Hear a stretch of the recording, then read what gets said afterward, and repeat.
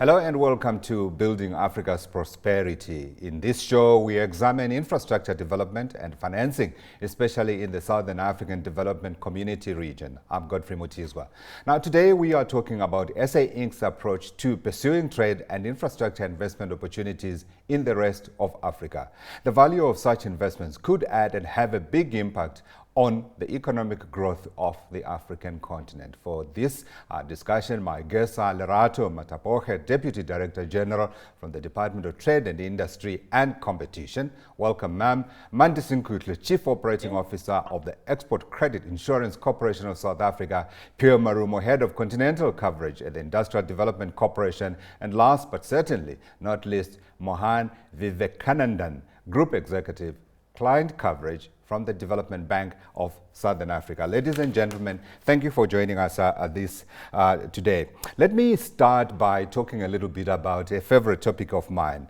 The other month, the World Bank said the Africa Continental Free Trade Area is going to create almost R1 trillion of new incomes across Africa when it comes into force from January 2021. Now, the scale of such an opportunity has to make us, all of us, definitely look up. And I want to emphasize the fact that we do need to actually be overemphasizing the importance of this opportunity, because all around us, we have seen other countries coming together and coming up with strategies of how to take advantage of it. So the question we're asking today is South Africa there yet? Does SA Inc. exist, and does it have a working strategy?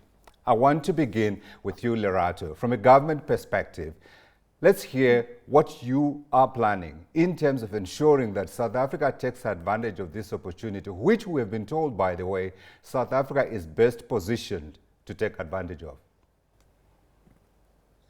Thank you very much, Godfrey, for the opportunity to be in conversation with you on this very, very important topic. The Africa Continental Free Trade Area for us as South Africa, and I can hazard to speak for the broader African continent, is quite a catalytic program that we have made commitments to put all resources behind as far as possible. From a South African standpoint, our government has taken a position that we need to become an enabler for private sector and for financial institutions, for them to make forays into the rest of the African continent, and for us as government to begin to provide the necessary infrastructure, regulatory and otherwise, to support these entities.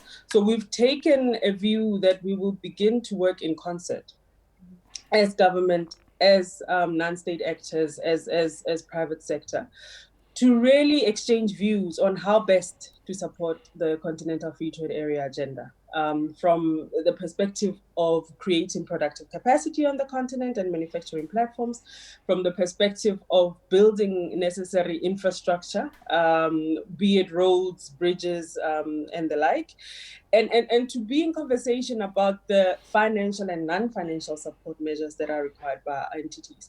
For the first time, in our international, at least the international economic landscape, we are beginning to work collaboratively as the state, as the private sector, as financial institutions around the development of not only the South African economy, but the development of the African economy.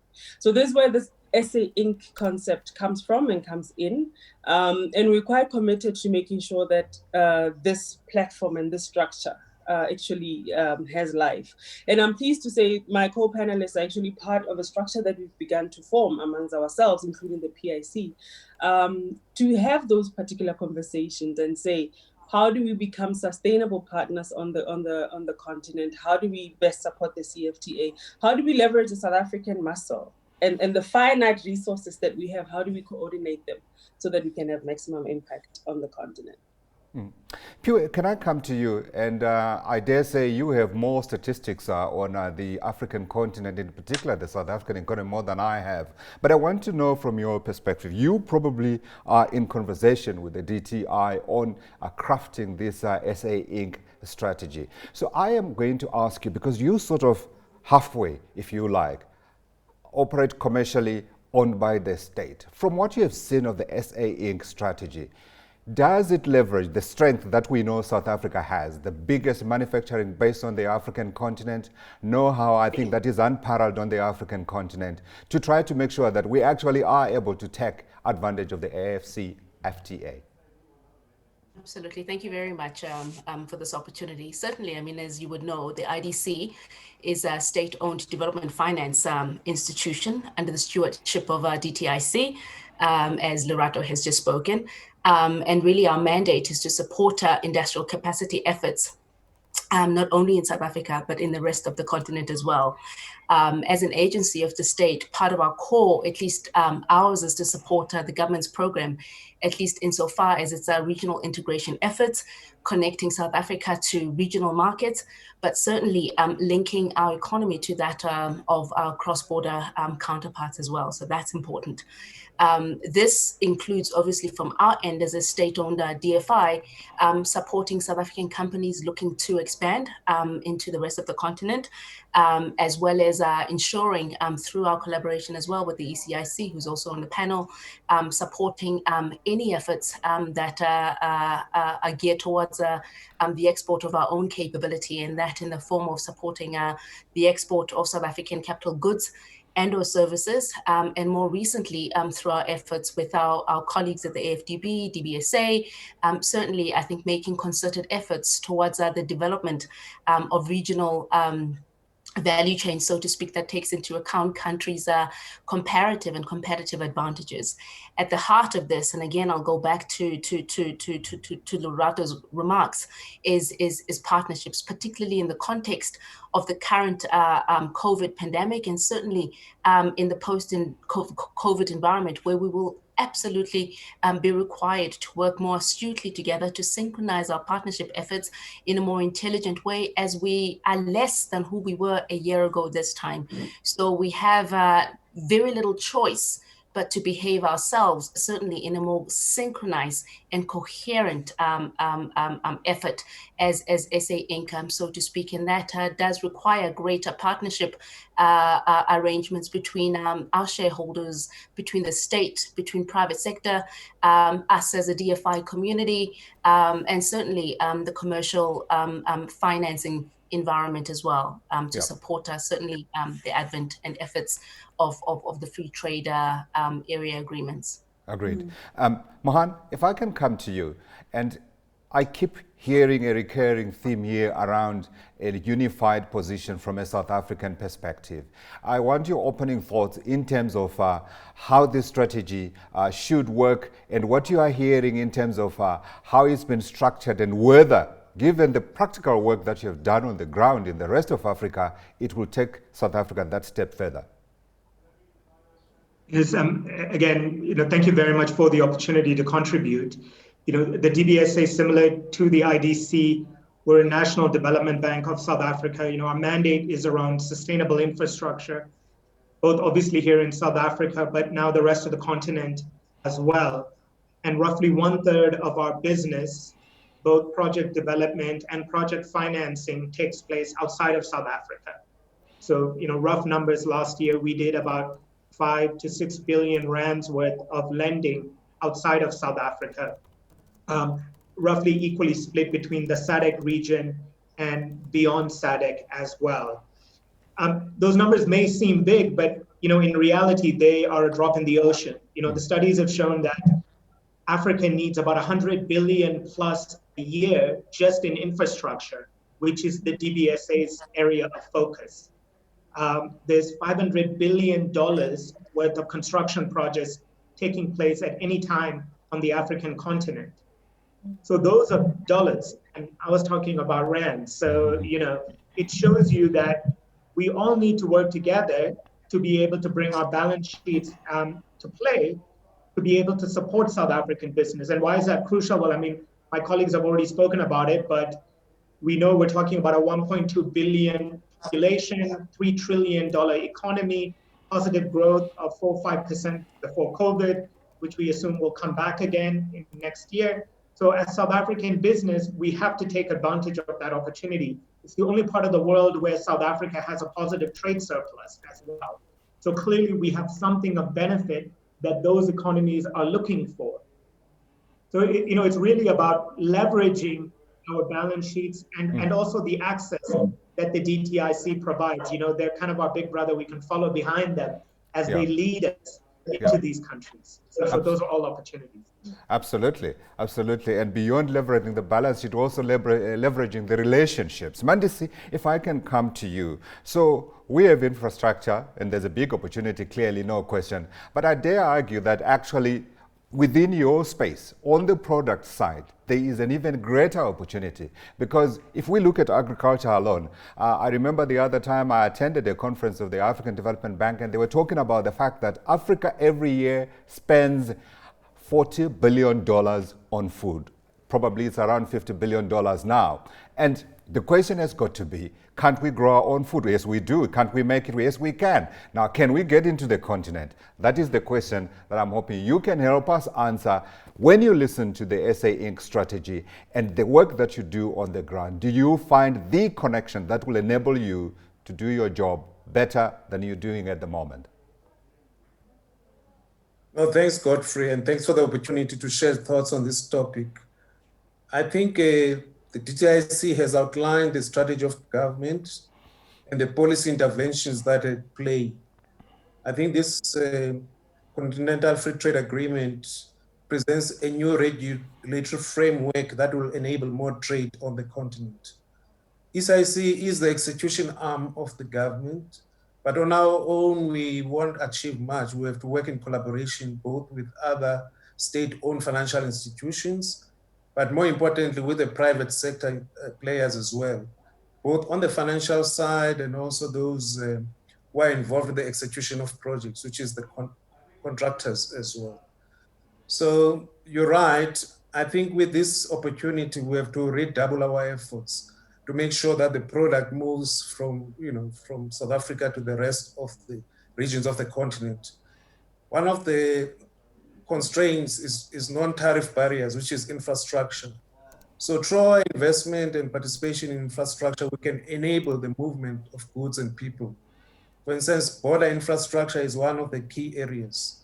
So we are involved in such projects where we facilitate the financing and the rehabilitation of borders, which will enable a better movement and more efficient movement of goods and people to enable trade we're talking about.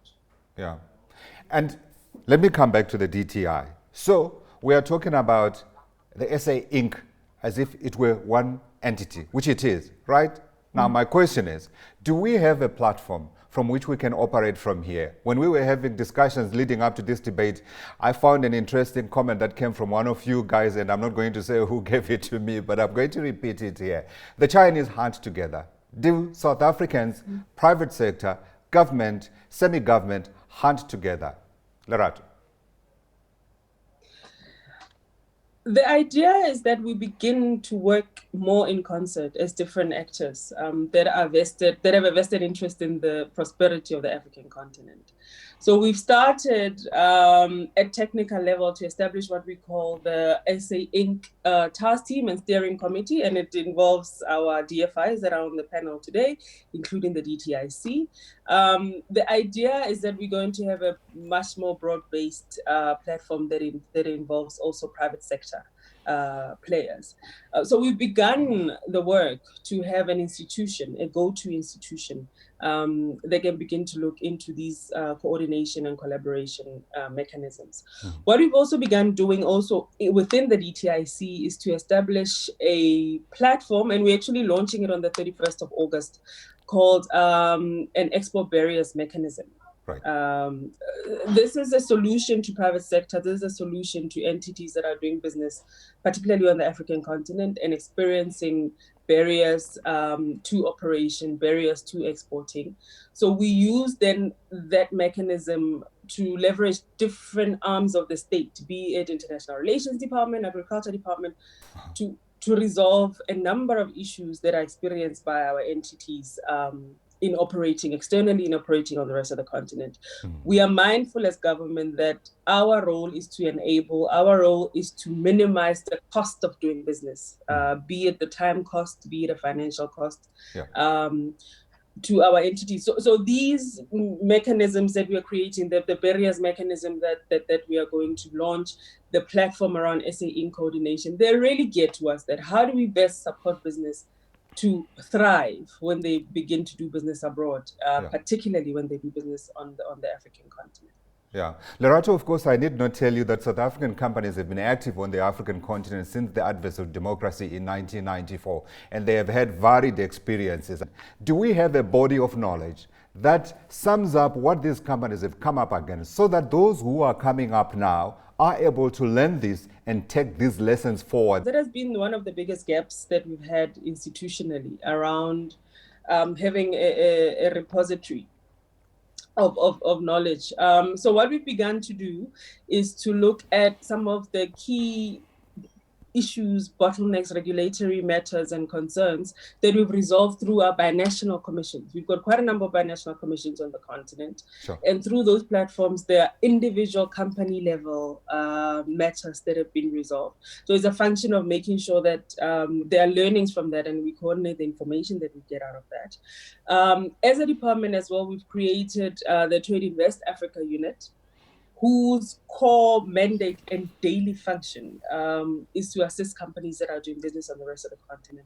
And in doing that, then to compile learnings and information and economic intelligence that we can then use to guide further new entrants and to also optimize how we do business on the rest of the continent. It's important as well that I make this point that companies that we assist in doing the business on the rest of the continent, at least from the government standpoint, have to sign on to the codes of doing business on the rest of the continent that we launched in 2016. So if you're going to come to the DTIC for non-financial or financial support, we expect that our partners sign on to these codes because they then say you want to be a sustainable partner on the continent. You are not going to behave in a predatory manner. It's about a win-win solution and making sure that we contribute to the continent's development for everybody's economic benefit, really. Let me get your guys' other thoughts as well in terms of perhaps building this repository of knowledge that enables everybody who is looking at the continent and subscribes to the standards that are required be active. Can I come to you, Piwe? One of the key reflections from our discussion on Monday with Deloitte, that was facilitated by Deloitte, with colleagues, or at least from the construction industry, in respect of some of the lessons learned, at least as a result of our lack of coordination when we go out into these markets, was that we are historically internally divided. And that has lended us, or at least lended itself towards us not being competitive as we negotiate these markets. We have been disjointed and unable to join the dots in as far as our own internal economic neighborhood is concerned. So really, this platform provides us that opportunity to reset some of those weaknesses in how we operate, or at least have historically conducted ourselves. There was also there was also at least some reflection around some of the lessons learned as we have ventured out into these markets, notably at least an appreciation of the complexity of these markets, an exception, or at least an acceptance that these markets vary in complexity, that the fortunes experienced by South African companies in these markets vary again. Some have done well, some have not done well, and there's a variety of reasons for that. And to go back again to Lerato's earlier point around hosting a repository of where those lessons learned could be placed and access is work that they've certainly made inroads in doing.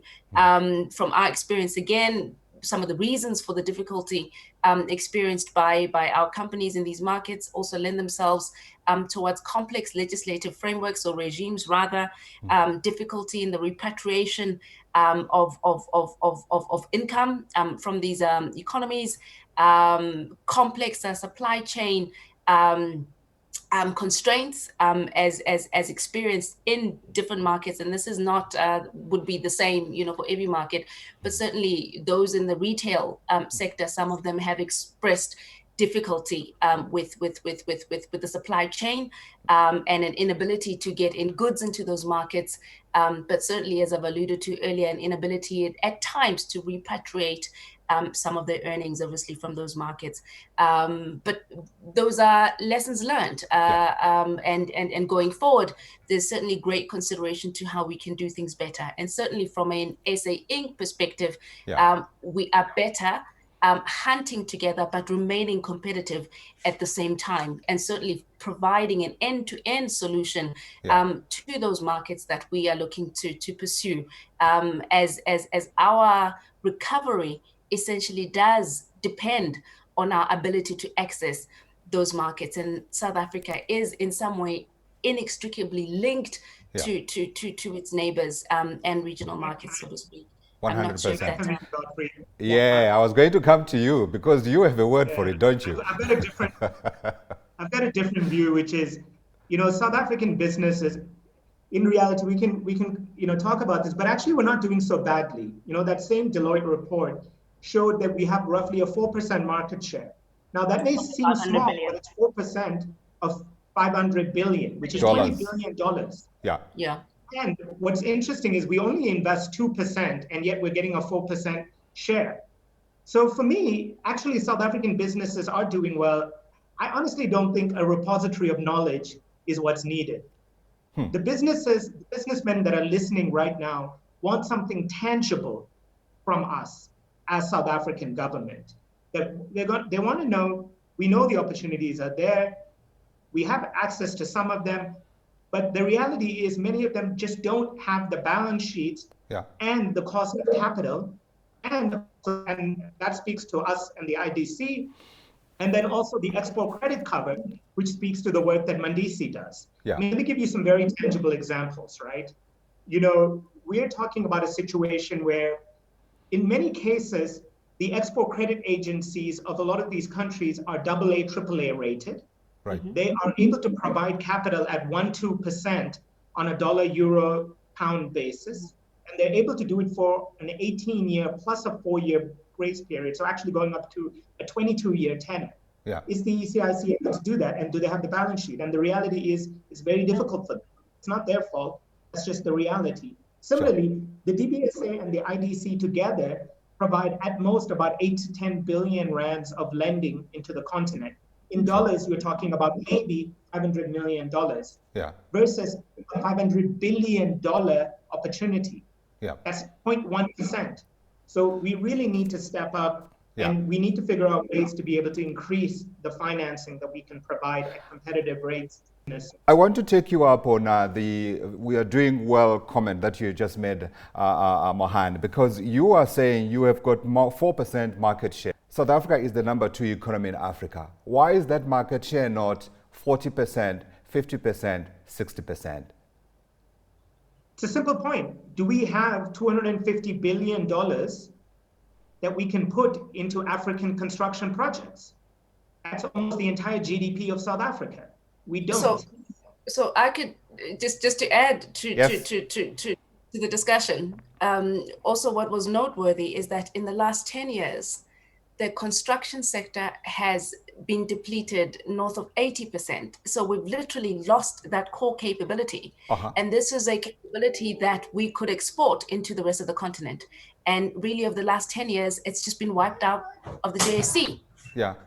And I wanted to add as well, Mandisi, I'm going to invite you to come in here. But I also wanted to make the point that while we are talking about these things, the fact that we could have been doing so much better and we are not doing so much better, there actually hasn't been that central point to say, why are we failing, which is where the repository is coming in. And I thought it's a valuable tool, but let's open it up to the debate. And Mandisi, please come in. There is some work being done. Obviously, we have to redouble the efforts which we are doing. And to the point that has been made, some of the infrastructure capability from the construction sector has diminished somewhat. But I think the key thing is that the opportunities maybe that exist within the South African economy will always remain limited. So through our efforts, we seek to enable the expansion opportunities for our construction companies to spread their wings, not only within the SADC region, but also East Africa, West Africa, and even North Africa. I think on our side, we have the risk appetite and we have the product instruments that we can use to enable South African companies to pursue those opportunities. Obviously, what is needed in terms of that SA Inc. package, you need the technological capability and the construction capability, which I think still exists in South Africa. You also need then the lending facilities with a relevant risk appetite and quantum to support, the offerings that can be made. I think when we look at that, we need to look broadly. Obviously, there's the capacity that exists within the development finance institutions as represented by DBSA and IDC, but there's also capacity that exists within the private sector. I think the important thing here is that whilst the ease of pulling our forces together as SA Inc. is important, but beyond that, when we go to the continent, we need to form strategic partnerships with other role players. So the sources of finance should not only be limited to be coming from South Africa, but we need to diversify and expand those sources of finance. So it means pulling in resources with the likes of Afrexim Bank, AFC, or international funders, so that we pull all these sources of finance to make the projects doable. And then obviously within that framework, increase the stake for South Africa.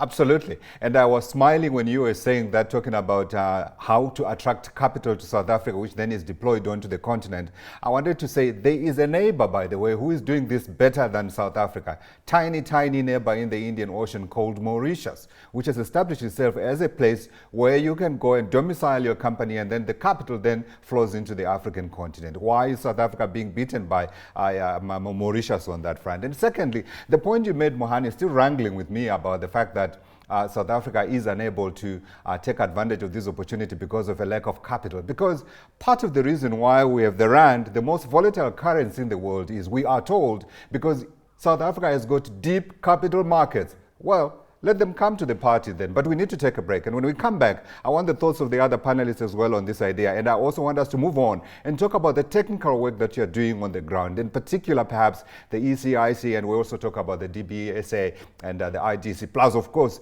the DTI. I know you have taken people onto the continent. Lessons learned from there. But after the break.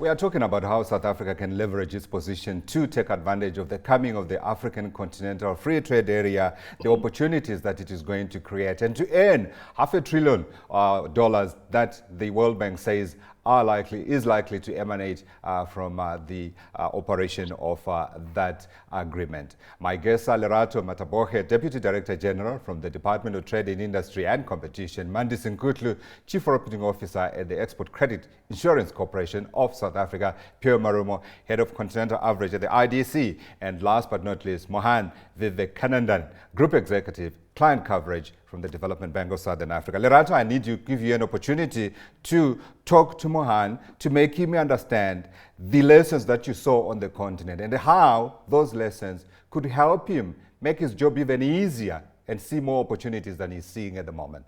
I think South Africa has been a participant in the African growth story, at least in democratic South Africa, over a number of years, and there's been quite a number of lessons learned.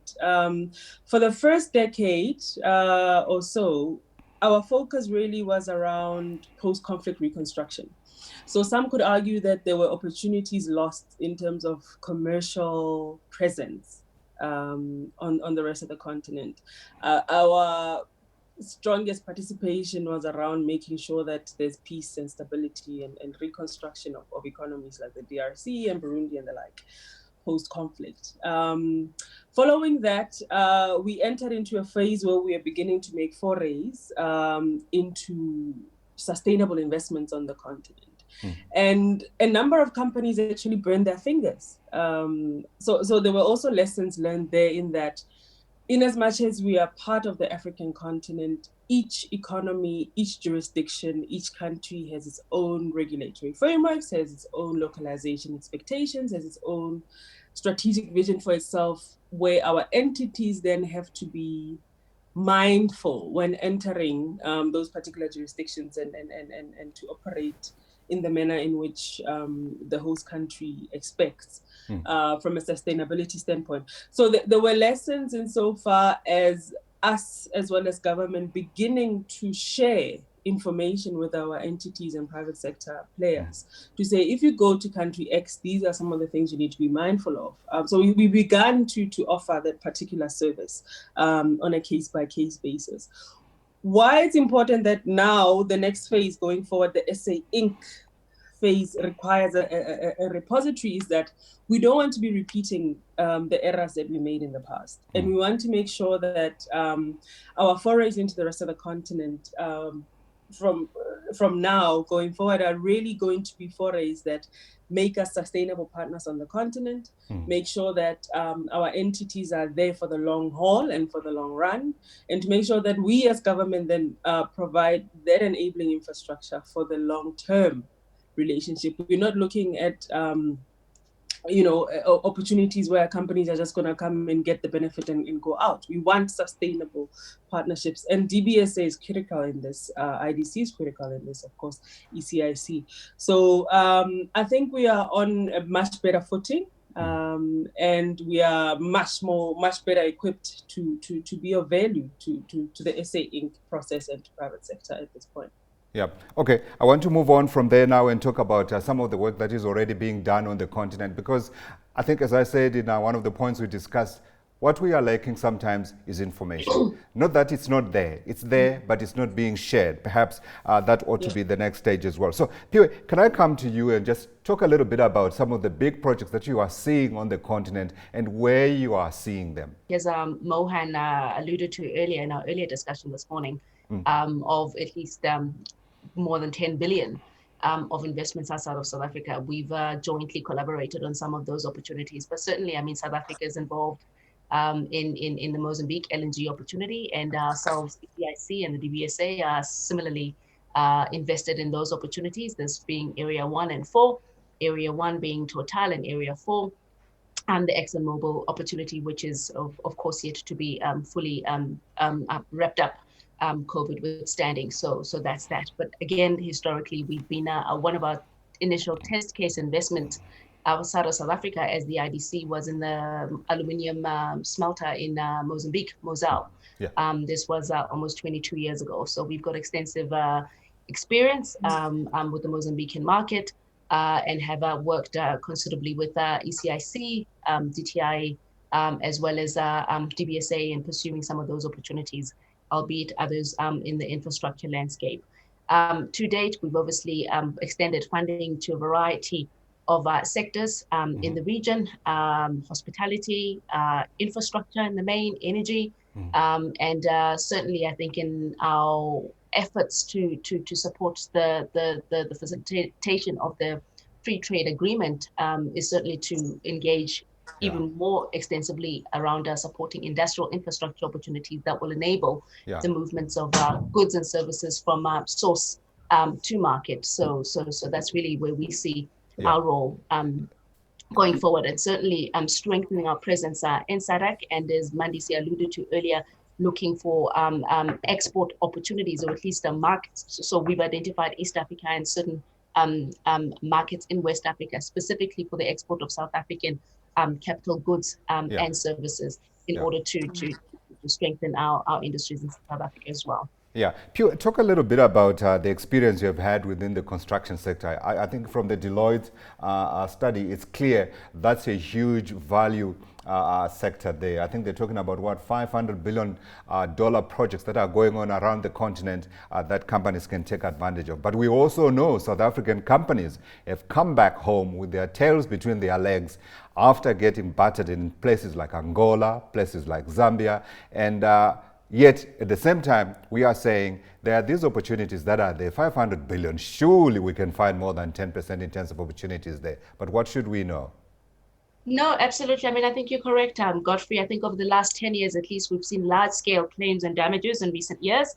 Certainly withdrawals from our companies, particularly, I mean, there's notable examples with Group 5 and its experience in Ghana, which has had a material impact on its ability and capability to continue its business going forward. So that's been a notable example, albeit obviously there are the cases. As I've said to you earlier in our discussion, that we've also seen our construction sector collectively losing about 80% of its value over the last 10 years. That amounts to an absolute destruction, of that capability.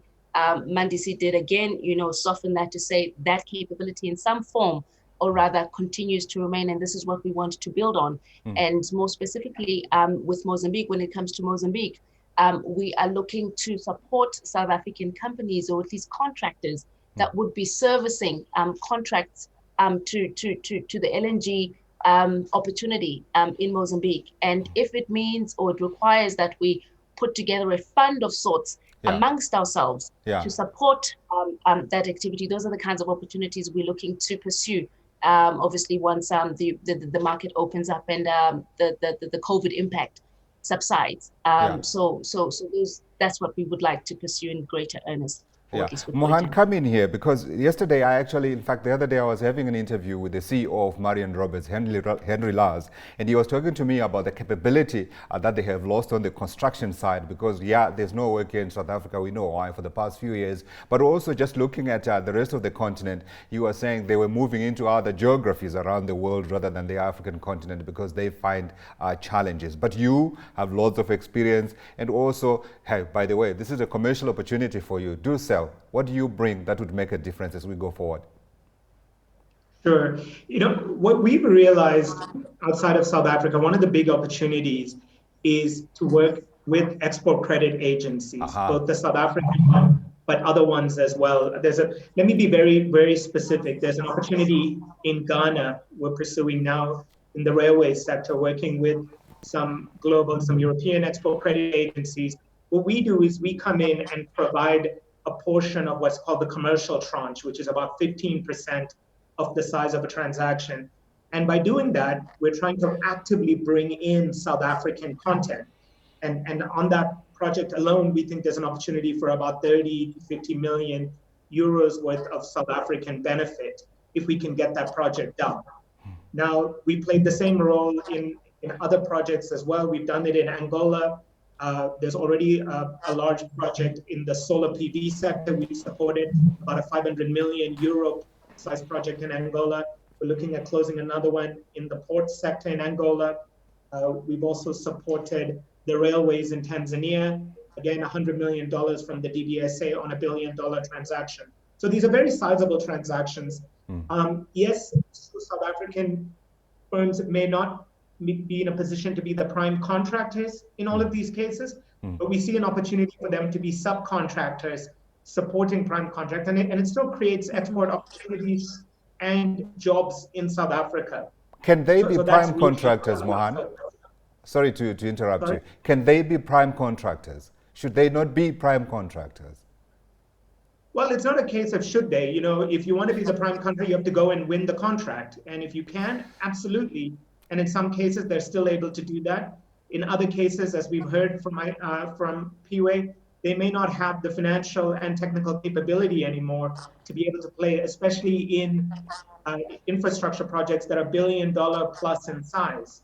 If you've got a market capitalization of R1 billion and you want to go and take on $1 billion project, that may not be feasible. And the ultimate sponsor of the project may say, well, we just don't have the balance sheet to be able to play that role. What do you say of POS idea of an SA Inc. fund that's pulled together and then used to try to get into the continent to give South African companies the size and muscle that's required to compete with the big guys who are coming from outside the continent? I think it's a great idea. We've actually already set up a similar fund for smaller Black-owned contractors in South Africa to support infrastructure projects that another division of the DBSA runs on behalf of state entities.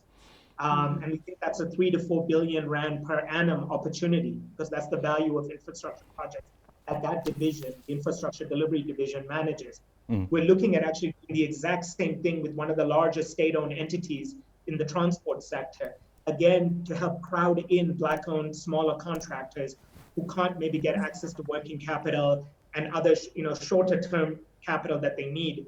So there's absolutely no reason why we can't do the same in outside of South Africa to help promote SA business, especially smaller Black-owned businesses. I think that's something we would definitely consider. Mandisi, would that help you? No, thanks. I think there are exciting projects that we are looking at. For instance, just next door in Zimbabwe, the rehabilitation of the Bait Bridge border post. So in that project, the South African contractor will provide the turnkey solution for that project. And I think the issue of efficient border management, border posts is going to be key in the context of intra-Africa trade. With that project size, South Africa should be able to provide the solution, and it can be replicated in many other countries on the continent. But I think to Mohan's point, it's a matter of horses for causes. Depending on the size of the project, there should be projects that South Africa can provide a total solution for. But for other big projects, our contractors, I think now they're moving into an area of specialization where they can come in for certain work packages, either as subcontractors or work in joint ventures with other players, to pool the resources and still get a slice of the cake. So it's not a one, you can't have one solution on the table. All the options must be explored. Absolutely. And I suppose part of the reason why they are going for these other smaller jobs is because we've become smaller. We're no longer the big boys that we were before. Before we move on and talk about COVID, Lerato, I just wanted to come back quickly to you. The idea of a fund that South African companies can tap into to get into the continent, because we're talking about capital being an issue here.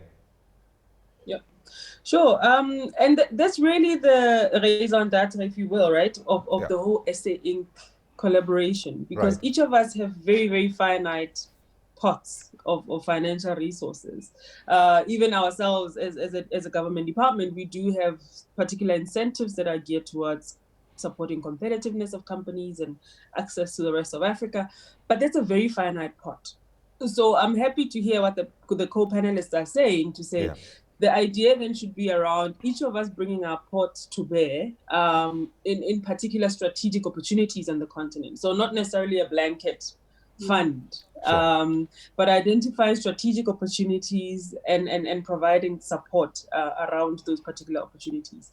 And on our side, it's also not just about the financial contribution that we make as government. It's also about leveraging the non-financial muscle that we have of diplomacy, of making having regulatory instruments that we can utilize. So it's about also bringing that to bear to help with the competitiveness of our companies and to also deal with bottlenecks around particular opportunities, with the bilateral engagements that we have and regional ones that we have with the rest of Africa.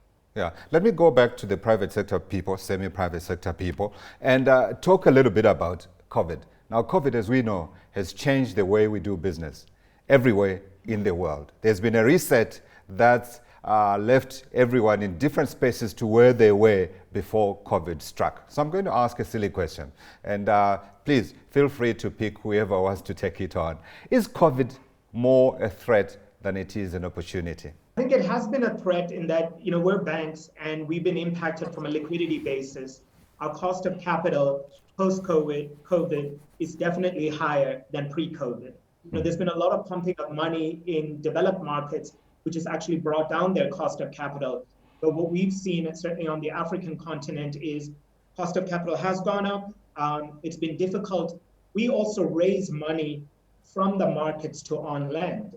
And the ability for us, a state-owned entity, certainly in South Africa, to be able to raise capital has also been somewhat constrained. I think the good news is it's now improving, but there was definitely a period of about 3 to 4 months. I don't know, PUA and Mutizwa, how you guys feel, but there was that issue. So that has been a challenge. It did impact a couple of the transactions we were involved in. It has delayed some of them. But the good news is I think our treasury team has pivoted. They've done well. They've gone to other sources of capital. And I think as I said, we should be able to do at least another 5 to 6 billion rands worth of lending this year outside of South Africa, which matches the work we did pre-COVID last year.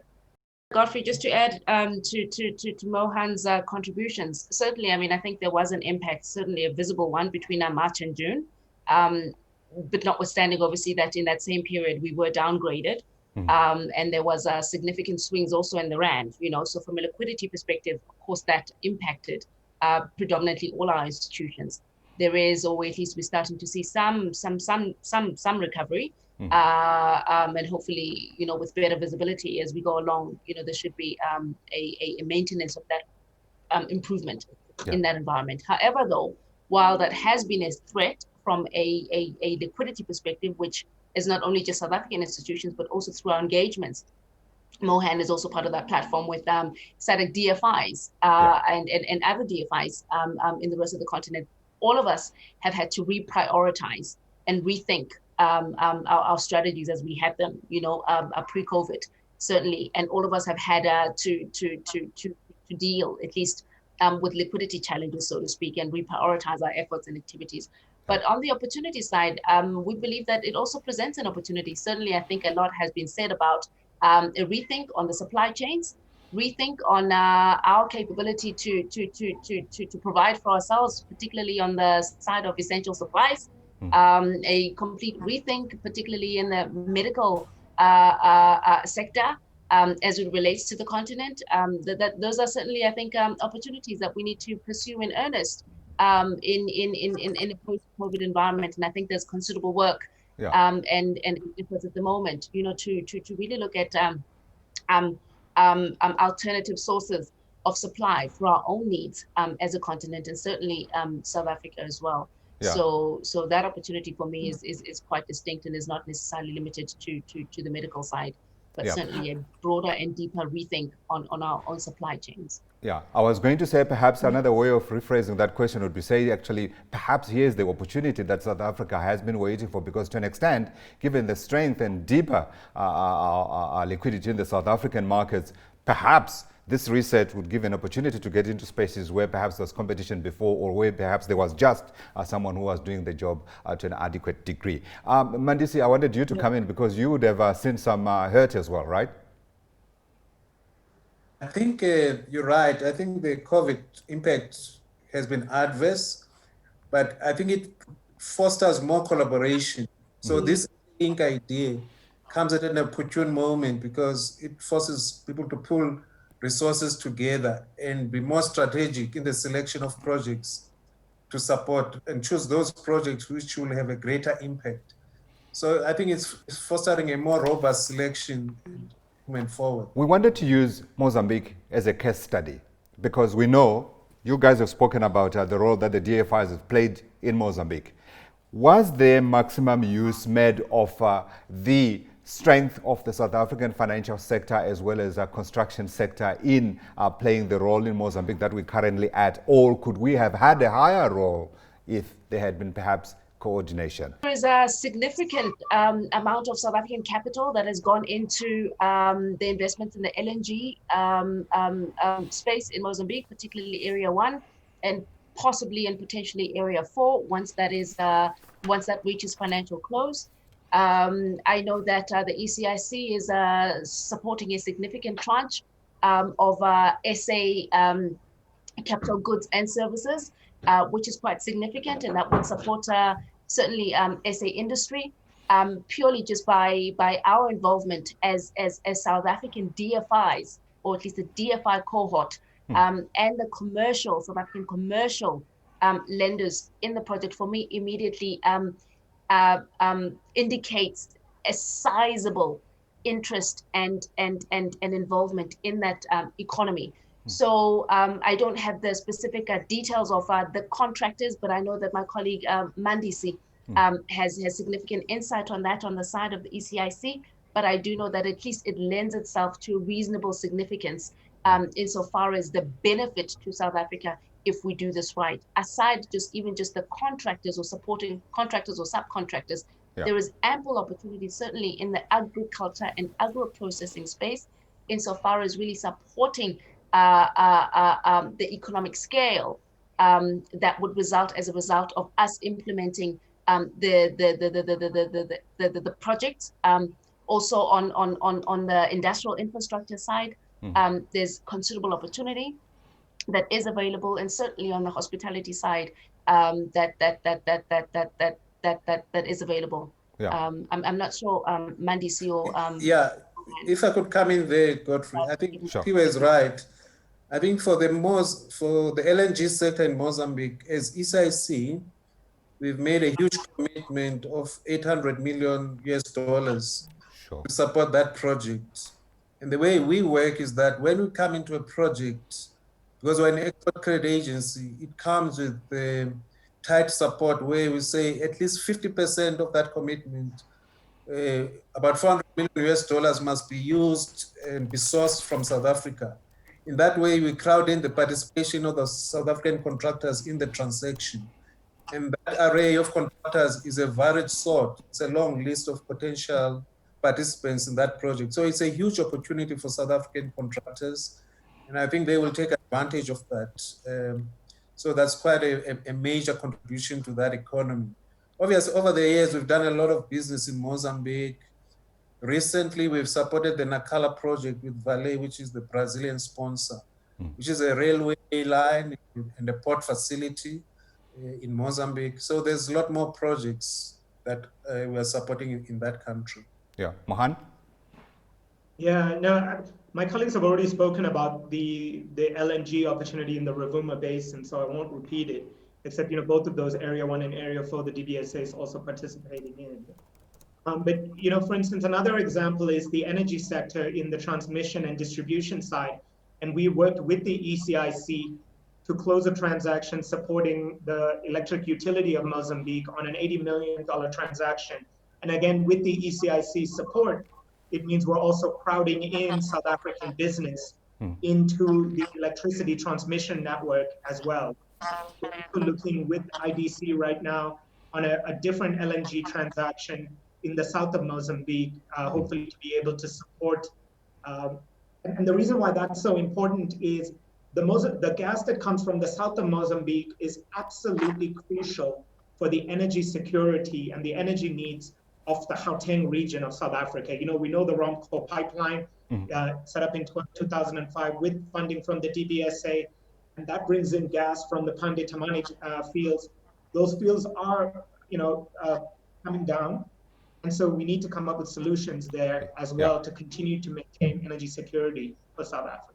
Yeah, so I want your closing thoughts, guys, in terms of what's required really here to create this SA Inc. Concept. The advent of COVID has certainly exposed our vulnerabilities. We certainly can no longer afford to continue to operate in the manner in which we have historically operated. We have no choice but to increasingly significantly synchronize our efforts, particularly on the back of our diminished abilities from a balance sheet perspective, and this is collectively. So it's important that we identify catalytic opportunities on the continent, as is seen in the case in point where South Africa has been identified as the hub, or at least manufacturing hub, for rail stock to service the rest of the continent, of course, for the benefit of the broader continent. And for me, there's a case in point for us to organize ourselves astutely, intelligently, to really deliver on this opportunity that is presented to us through the AU, particularly on the presidential, I think it's the infrastructure championing initiative. Yes. So there's a case in point for us. Certainly, it's to partner differently and partner more intelligently in the light of our limited and reduced capabilities as entities and institutions. I think the issue of closer collaboration among the state-owned entities is key. Beyond that, then working in more closer collaboration with the private sector players, both on the financial side and those who are involved in the execution of project. which is the contractors. I think that model has been used, I think, effectively in Mozambique. It can be replicated in other parts of the continent and spread our wings, not only in SADC, but even to other economic regions, West Africa, East Africa, and North Africa. The lessons learned are valuable, but we need to be tangible. We need to put money to support South African business. You know, South African businesses have a lot more experience than we do, frankly. You know, many of them have been working all over the continent for decades. So what I'm saying is they're looking for very tangible support. The good news is we have a very strong pipeline as the DBSA, but the question now is how do we leverage that pipeline to support SA business even more, working with the IDC, working with the ECIC, obviously working with the DTIC as we do that. Thank you. What we need now is to be held accountable. I think this is something that we would need to be reporting back on a regular basis so that we can realize the tangible results that Mohan is referring to. There has to be an accountability mechanism to the broader public, if you will, so that we can begin to also check ourselves and measure progress. Ladies and gentlemen, thank you for participating in the discussion today. I look forward to joining you in the next edition. For today, though, goodbye.